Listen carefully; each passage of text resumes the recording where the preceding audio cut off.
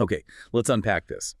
Have you ever found yourself eyeing a new gadget, maybe like a shiny smartwatch, but then your wallet gives you that sort of skeptical side eye?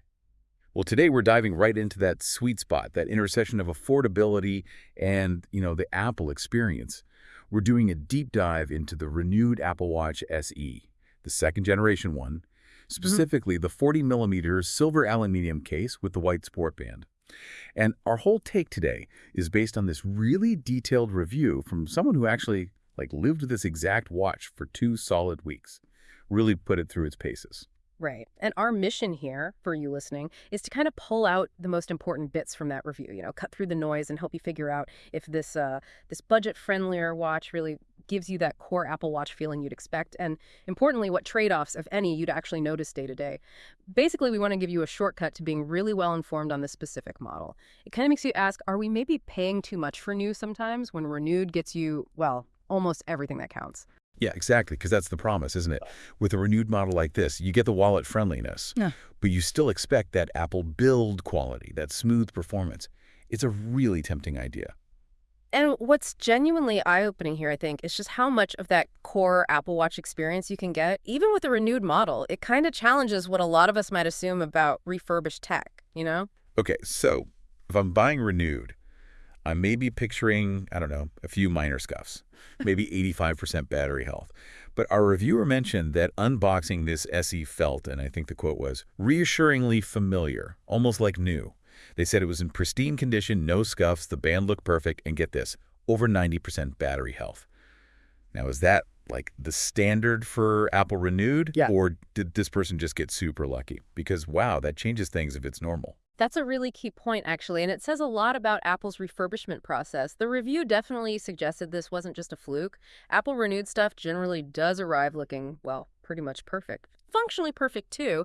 And when you add in that 2-year warranty they give you, you're looking at some serious savings without really sacrificing reliability. It does kind of reshape the whole value calculation for buyers. Okay, let's talk performance then, because this is where the SE, well, is kind of throws a curveball, right? It's running Apple's S8 chip, which is, and this is the kicker, the exact same chip that's in the Series 8. So what does that actually mean for you using it day to day? Our reviewer found apps loaded quickly, animations were, that classic Apple buttery smooth.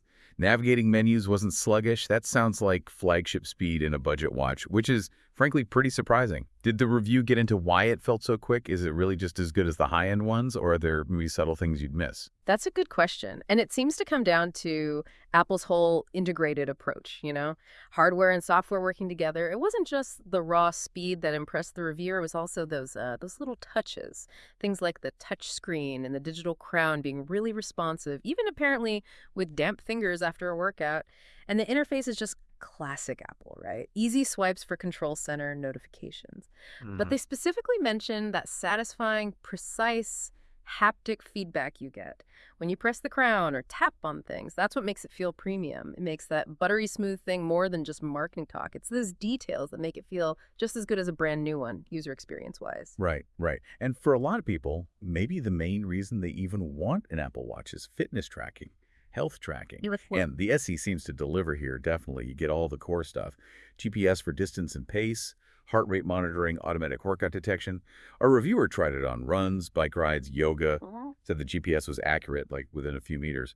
And the heart rate monitor tracked different exertion levels really well, too. Yeah, though it's important to be clear about what it doesn't have. You don't get the ECG feature, for the detailed heart rhythm analysis, or the blood oxygen sensor. But as the review points out quite thoughtfully, for most people just exercising casually, or just wanting a solid fitness tracker, those emissions probably aren't deal breakers.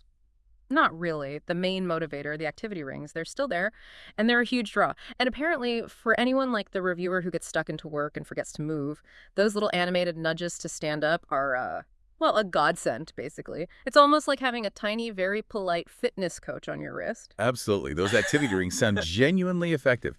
But okay, what good is motivation if your watch dies halfway through a run? So the elephant in the room for any wearable battery life, how did the renewed SE actually hold up? It performed, well, pretty much as you'd expect for this kind of watch, around 18 hours with mixed usage. So, yeah, you are going to need to chart it every night. That's the routine.